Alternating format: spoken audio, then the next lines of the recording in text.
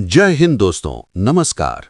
मैं आपका स्वागत करता हूं इस खास पेशकश में जहां बात होगी सीधे उस सच्चाई की जो लाखों नहीं बल्कि करोड़ों दिलों की धड़कनों से जुड़ी है।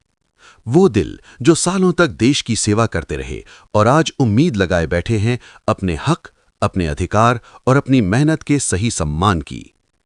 आज की ये पूरी रिपोर्ट सिर्फ एक खबर नहीं है बल्कि एक आईना है जिसमें सिस्टम की सच्चाई भी नजर आएगी और समाधान का रास्ता भी दिखाई देगा।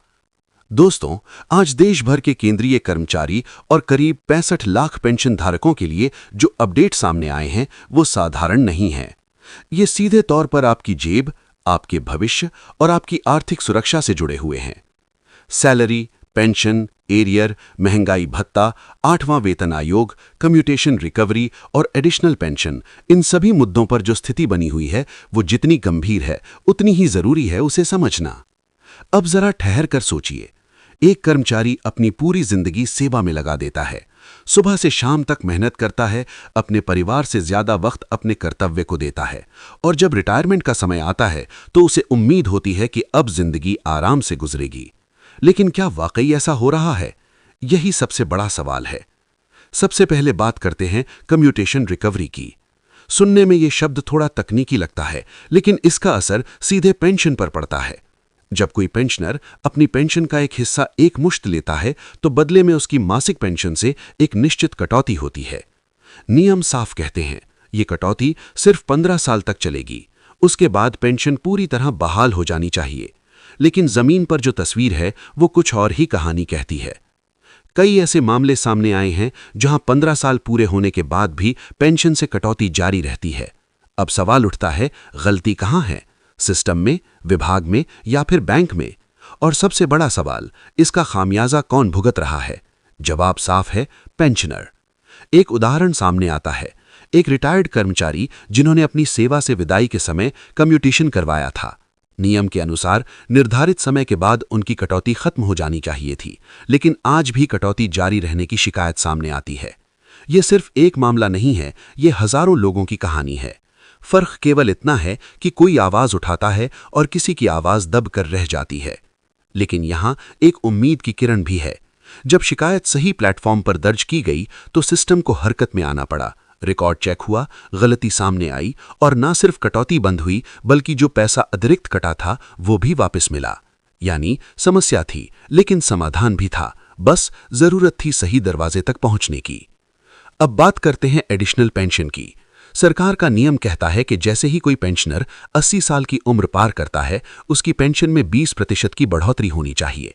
ये सिर्फ एक आर्थिक मदद नहीं है, ये एक सम्मान है उस उम्र का, उस अनुभव का। लेकिन यहां भी कहानी अधूरी रह जाती है। कई बार ये बढ़ोतरी समय पर लागू नहीं होती। कारण वही, रिकॉर्ड अपडेट नहीं होना, सिस्टम की देरी या फिर विभागीय लापरवाही।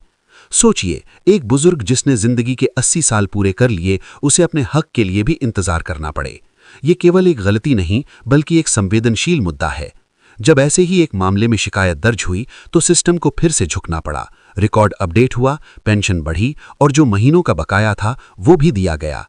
यानी अधिकार था लेकिन जानकारी नहीं थी, और जानकारी ही सबसे बड़ी ताकत है। अब आते हैं वन रैंक वन पेंशन की व्यवस्था पर।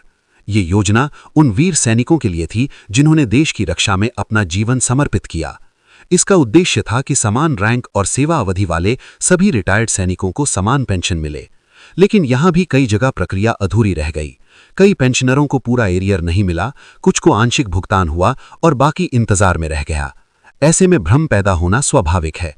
लेकिन हाल ही में जो संकेत मिले हैं वो बताते हैं कि सिस्टम ने दोबारा प्रक्रिया शुरू कर दी है। यानी जो बाकी है वो भी मिलने की उम्मीद मजबूत हो गई है।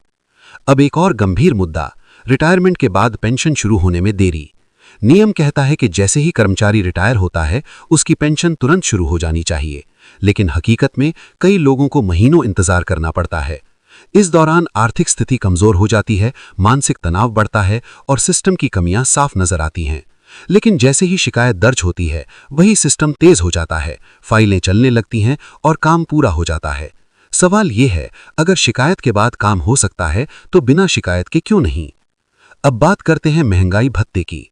वर्तमान में 58% की दर से भुगतान हो रहा है, जबकि उम्मीद 60% की है। देरी क्यों हो रही है? जवाब है कैबिनेट की मंजूरी का इंतजार। लेकिन इस देरी का असर किस पर पड़ रहा है? सीधे कर्मचारी और पेंशनर पर।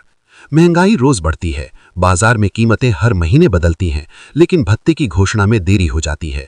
इससे जो अंतर बनता है वो सीधे जेब पर असर डालता है। उम्मीद है कि जल्द ही इस पर फैसला होगा और जो एरियर बनता है वो एक साथ मिलेगा। अब सबसे बड़ी चर्चा 8वां वेतन आयोग। ये सिर्फ एक आयोग नहीं है, ये भविष्य की आर्थिक दिशा तय करने वाला कदम है। इसमें जो मांगे रखी गई हैं वो बहुत महत्वपूर्ण हैं। पेंशन को टैक्स फ्री करना, एडिशनल पेंशन की उम्र घटाकर 65 साल करना, डीए के फॉर्मूले में बदलाव और सबसे बड़ी मांग पेंशन को अंतिम वेतन का 70% करना। ये मांगे केवल आंकड़े नहीं हैं, ये उस जरूरत की आवाज हैं जो हर पेंशनर महसूस करता है। समय बदल गया है, खर्च बढ़ गया है और उसी के अनुसार नीतियों में बदलाव जरूरी है। तो दोस्तों, ये पूरी तस्वीर है। एक तरफ समस्याएं हैं, देरी है, सिस्टम की कमियां हैं, लेकिन दूसरी तरफ समाधान भी है, जागरूकता भी है और उम्मीद भी है। आज जरूरत है कि हर कर्मचारी और हर पेंशनर अपने अधिकारों को जाने, समय पर जांच करें और अगर कहीं भी गलती हो तो आवाज जरूर उठाएं, क्योंकि जब तक आवाज नहीं उठेगी तब तक बदलाव नहीं आएगा। ये सिर्फ खबर नहीं है, ये एक जिम्मेदारी है, एक जागरूकता है और एक मजबूत संदेश है। अपने हक के लिए जागरूक रहिए, सतर्क रहिए और सही समय पर सही कदम उठाइए। अगर आप चाहते हैं कि ऐसी ही सटीक और भरोसेमंद जानकारी आपको सबसे पहले मिलती रहे तो हमारे चैनल भारत सेतु न्यूज को अभी सब्सक्राइब जरूर करें, वीडियो को लाइक करें और अपने साथियों तक पहुंचाना न भूलें। जय हिंद।